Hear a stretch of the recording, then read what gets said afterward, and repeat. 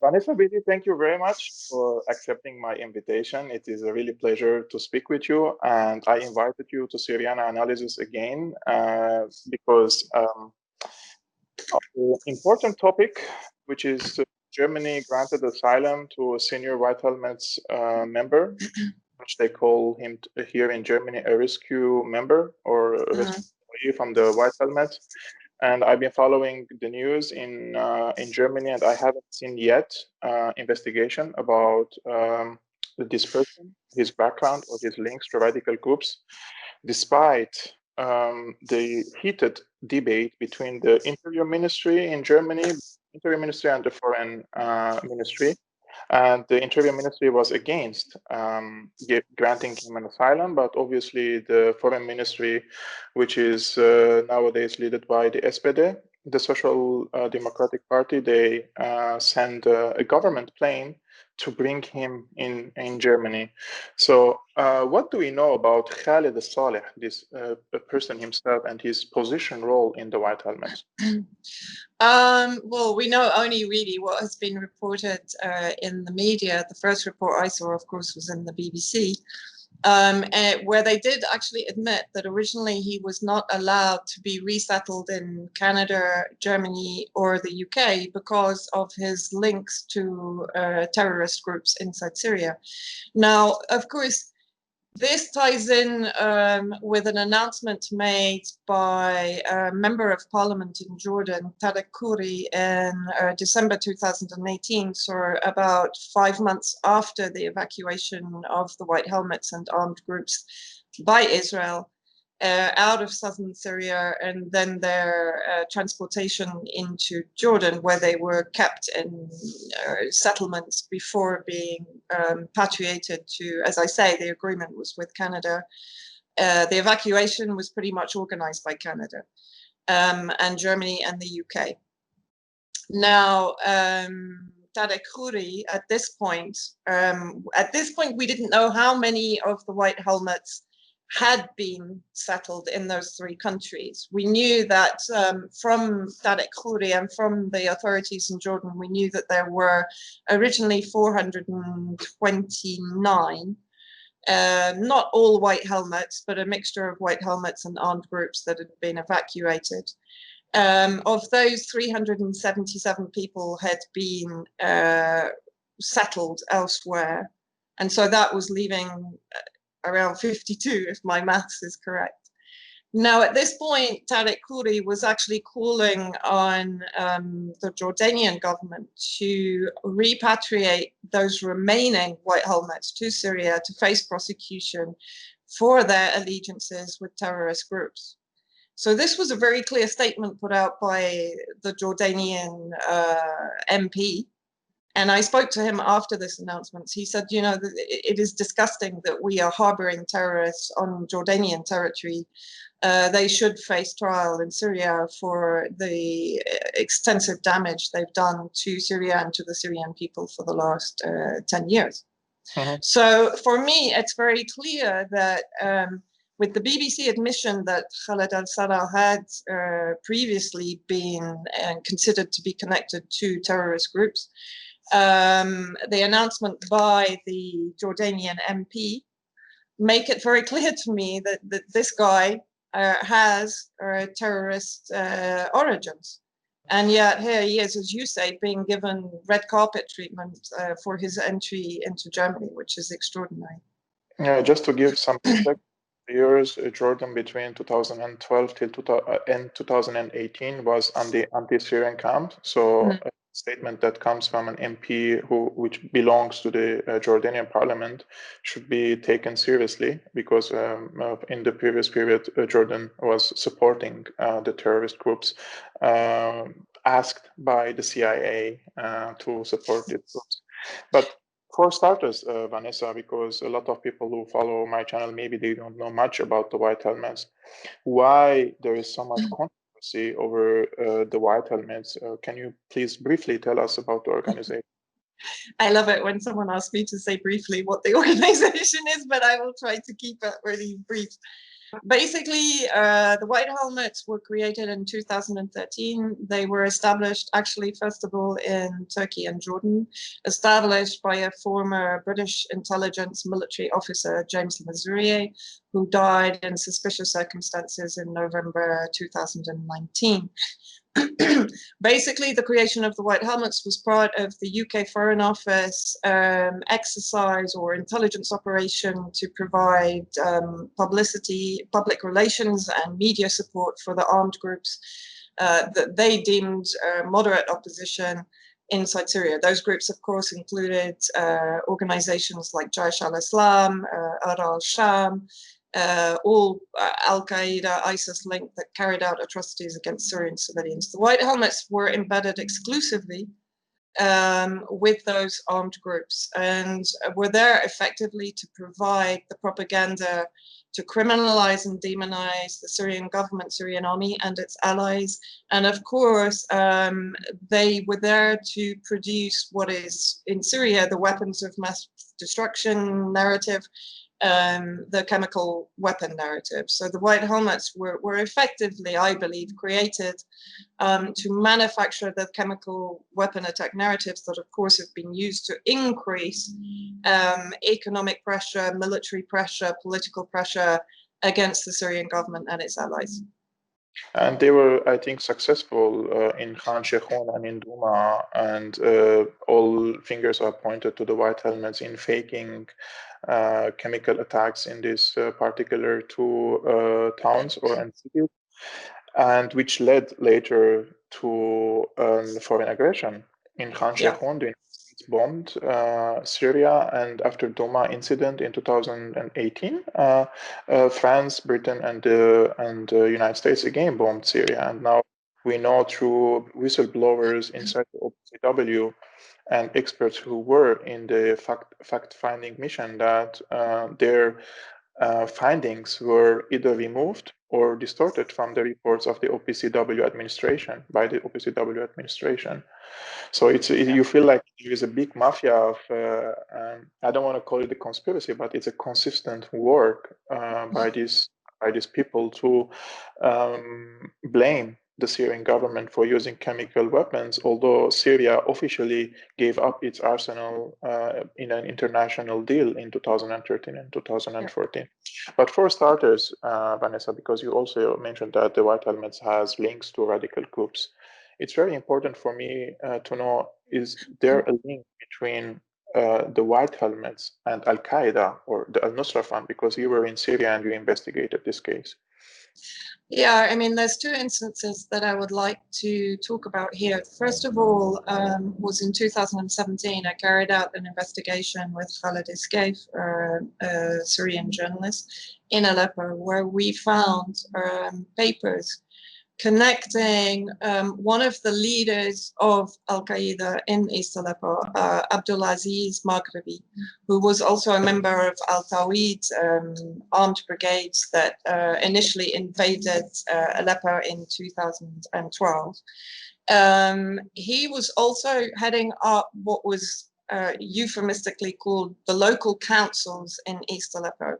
Now, the local councils were effectively funded and sponsored and supported, again, as part of this UK Foreign Office intelligence black op against Syria for the last 10 years. And of course, we also have to be very clear here that this operation to remove the Syrian government started long before 2011. If we go back to the Bush-Blair communiques, if we go back to Professor Jeffrey Sachs talking about Operation Timber Sycamore, etc., and Roland Dumas exposing the British Foreign Office, telling him in 2009 that they would be fomenting an uprising inside Syria. So just to be very clear to people that this isn't something that, you know, we've just discovered. Historically, Britain has targeted Syria alongside the rest of the US coalition for destabilization and regime change. And so effectively, the local councils were being funded by two organizations, Integrity Consulting and Adam Smith International. Sorry, I'm having to go through my memory here. But those two organizations were being funded by the UK Foreign Office Conflict Stability and Security Fund, which also, by the way, funds Mayday rescue, which then siphons that money to the White Helmets. So you can start to see the web of intrigue that is building here, funded and sponsored by the UK Foreign Office. Now, Abdulaziz Maghribi headed up the local council. So effectively, he was being funded by the British government to do so via an outreach agent. He was also, and this is all documented, he was the leader of Al-Qaeda and of Abu Amara, which was one of the most vicious and brutal sidekicks of Al-Qaeda in East Aleppo. At the same time, he was elected head of the White Helmets in that area. So this starts to build the picture. The UK Foreign Office is funding and providing PR and media for the armed groups, i.e. Al-Qaeda and affiliates. I mean, I think you agree with me. I don't tend to see a difference between the various brands of the armed groups. I tend to see it as an overarching mafia operation. They fight among themselves for money, for influence, for territory, like for power. Coca-Cola, for me, yeah, it's not different. The ideologies are the same. The brands are different. The ideology is the same. Yeah, exactly. The difference is in the amount of funding they're getting, the amount of equipment, the amount of weapons, and the amount of status and power they're given by their Western handlers, basically. But the other story that I wanted to mention, because one of the criticisms has always been that I don't go and talk to the White Helmets, that I don't talk to the opposition. But I actually entered an operating White Helmet organization in Dara al-Balad at the stage when amnesty and reconciliation was being negotiated by the Russians. Now, speaking to the head of that White Helmet Center, he effectively told me, he said, look, here we're not Nusra Front, okay? He made that very clear to me. He assumed I'm a British journalist. He was actually pushing me to try and get their funding given back to them because they hadn't received any money from Britain for about 6 months. So he was actually kind of marketing himself to me in order to turn back on the British funding tap to this particular group in Dar al-Balad. But what he was very quick to say was, look, if any White Helmet group is headed up by a Nusra Front member, the whole group will be Nusra Front. The whole group will follow that same ideology. And he said there were many groups, basically. He said, I think from memory, he said to the west of Dara, so I guess that this could mean in any of those areas where the White Helmets were operating. But this was a very clear statement from an operating White Helmet that perceived me as a British journalist and someone who would be on his side. So he wasn't trying to hide anything or to keep anything from me at this stage.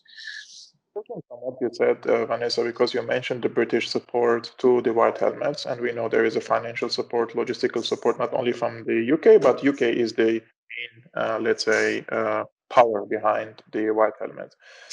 But obviously, Britain refused to receive Khalid Saleh as a refugee, and it's only Germany who received him. Why do you think UK refused him and Germany accepted him? Well, I mean, I think that's pretty obvious. I think the UK is saying, yeah, okay, but we only want the good White Helmets back, you know. I mean, look, in some cases, I mean, I've interviewed former White Helmets, for example, in Duma. Now, these guys were very simple guys who were given the choice of joining the White Helmets or joining Jaish al-Islam or whatever other armed group was operating in the towns or cities where they were. These White Helmets who were in the minority, most of them took amnesty and reconciliation because they wanted to stay in the area they lived, where their family was, etc. But the White Helmets that left, obviously, with the armed groups, and that was the majority. So they left with Al-Qaeda, Jaish al-Islam, al-Sham when they were evacuated to Idlib, following on from the liberation of certain areas, like, for example, Eastern Ghouta. The British government is perfectly aware, in my opinion, that the majority of the White Helmets adhere to extremist sectarian terrorist ideology. They are linked to groups like Al-Qaeda, as I said, al-Sham, Jaish al-Islam, all of which have carried out terrorist acts inside Syria. That's a fact. The fact that this was one of the white helmets that was left behind, so it wasn't kind of farmed out to Canada, that took the majority to Germany and the UK. We still don't actually know exactly how many of the original batch of white helmets that left southern Syria ended up in the UK. We don't know. We know a few came in, but not as many as to Germany and Canada. And of course, the US took none, right? So the US was not going to risk bringing radical elements back onto its own territory. And what is really interesting about Khaled al-Saleh, now we know that Rayed al-Saleh, who is the leader of the White Helmets, is, I believe, now settled in Germany. Okay, it could be a major coincidence that the surname is the same. I know in Syria, you know, families are huge, and there isn't necessarily a connection, but it struck me immediately because his evacuation to Germany was actually organized between King Abdullah and Merkel, according to the reports that I read today. So this was a pretty major, you know, this was a pretty major step. So either Jordan is saying, we don't want this guy on Jordanian territory, someone has to take him, and then Britain has passed the buck, or Britain and Canada have passed the buck to Germany. I'm not really sure, but I think we also have to remember the case in 2016 of Jabr al-Bakr, if you remember the suicide bomber, who Yes. had been given asylum in Germany. And then I believe he'd actually managed to get back into Turkey. He'd volunteered with the White Helmets in Idlib. True. And then he'd come back and he'd been arrested for a potential suicide bombing at Berlin airport, right? Yes. So, you know, this is a very important fact. And then I think he committed suicide again. Yeah, he did. Yeah, it's weirdly. All these people are committing suicide, like James Le Mesurier and now the other terrorists from the White Helmets. Vanessa, this is important because in Germany, some people might say, like, okay, maybe they have a radical ideology, these White Helmets, but they didn't commit crimes, actual crimes. Have the members of the White Helmets committed crimes, or as an organization in Syria, have they committed actual war crimes in Syria? I think, I mean, that is something that should be investigated. And of course, it's not being investigated. Maxim Grigoriev has done an exhaustive study of the White Helmets and of the crimes they are accused of by Syrian civilians that lived under their occupation alongside the various armed groups. Now, those crimes consist of organ trafficking, child abduction. I mean, I have spoken to a family in Aleppo, for example, who told me that the White Helmets had taken their child. He was, if I remember, he had impaired hearing, and they managed to take him. And the parents knew from information inside Idlib that the White Helmets were moving these kids that they had kidnapped around to use them for chemical weapon staging. They've been accused, obviously, of participating in torture. We've seen videos of them cleaning up after the terrorist groups have summarily executed prisoners of war, tortured prisoners of war. So we know that while this group is tasked by the British government and the US coalition to document war crimes, they are often present when the armed groups are committing war crimes. And yet I can guarantee you will not find one single report, you will not even find one single tweet by the White Helmets condemning any of the war crimes committed by the groups they're embedded with. So even if the White Helmets are not directly committing war crimes, and I believe they are accessory to war crimes. Right, and this is a very important point to make. The other really important point to make is that while, of course, any accusation against the Syrian government by a Syrian outside Syria is taken seriously, none of the accusations by Syrians inside Syria that had lived through this 10-year war are taken seriously by the so-called humanitarian organizations outside Syria. You know, they are completely disappeared. They're ignored. Their opinion, their suffering is completely discounted by the media, by the UN, by organizations like Amnesty International and Human Rights Watch. Okay, so these groups were operating in Syria, but some senior members of them are now resettled in different European cities or Canada and Germany, etc. Do you believe that these members of the White Helmet could pose any security threat to the European countries? Of course, yes. You know, the recent spate of terrorist attacks throughout Europe, who do you think is doing them? You know, whether it's radicals coming into Europe from outside that have been trained and sponsored and equipped by the US coalition, or whether it's radicals inside Europe that have been radicalized by outside forces like the Saudi clerics that are coming in and radicalizing Muslims. We know this as a fact in France, for example. So whatever is happening here, the radicals that are coming in, this ideology doesn't change. You know, this ideology is completely imprinted in their psyche. It doesn't go away. At any given opportunity, they will turn against the hand that feeds them. And I think, you know, Europeans need to be aware that their governments are putting their lives at risk as they put Syrian lives at risk. By allowing these radicals to expand, arming them, equipping them, sponsoring them, whitewashing them for 10 years inside Syria. These guys are now, many of them are now in Europe, and their ideology hasn't changed. In my opinion, Vanessa, they are useful tools for some of the European governments. And when they come back or they resettle in Europe, they might pose a security threat but for the European governments, maybe they consider this just a collateral damage after achieving major geopolitical goals in the Middle East and North Africa. So 10 people or 20 people die per year due to terrorist attacks is something maybe bearable for these governments if we compare to hundreds of thousands of people die due to this ideology. My last question, Vanessa, are you pessimistic enough like me that into extent that you also believe that no German journalist will investigate this case and lose his or her job in Germany? I would be very pleasantly surprised if any journalist, not only German, any journalist, British, look, you know, we've just had the case of Mark Rutte, the Netherlands Prime Minister, basically blocking an investigation into his own government's funding of terrorist groups inside Syria, which include, I can never remember the first one, which include Adar Sham.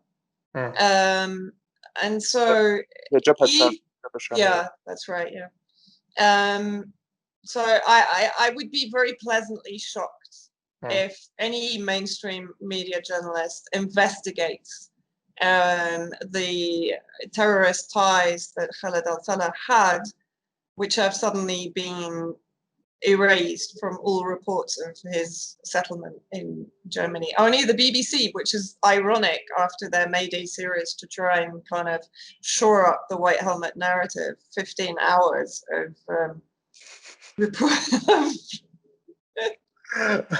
of whitewashing and protectionism for the white helmet. They actually mentioned that Khaled al-Salah was originally not settled anywhere outside Jordan because of his suspected terrorist. And that was after they had sent a team to investigate him and to look into his mobile phone. So clearly they found something, right? But my only wish is that in Germany there would be some journalists who would dare to investigate the background of this White Helmets member the same way they investigated my background, and they claim that I'm a propaganda warrior for Assad, or my dog is crying anyways. And they called me propaganda warrior for Assad, and that I may be sent by Assad or someone else in Germany to adopt his policy. So I wish but I have no absolutely. I have no hope in that. Vanessa Beeley, thank you very much for accepting my invitation. We will, of course, host you again on Syriana analysis, and I hope the followers of Syriana analysis would watch this and also spread it with their friends, especially in Germany. And those who are new on Syriana analysis, I invite you to subscribe. It really helps me a lot. Thank you, Vanessa. Thank you.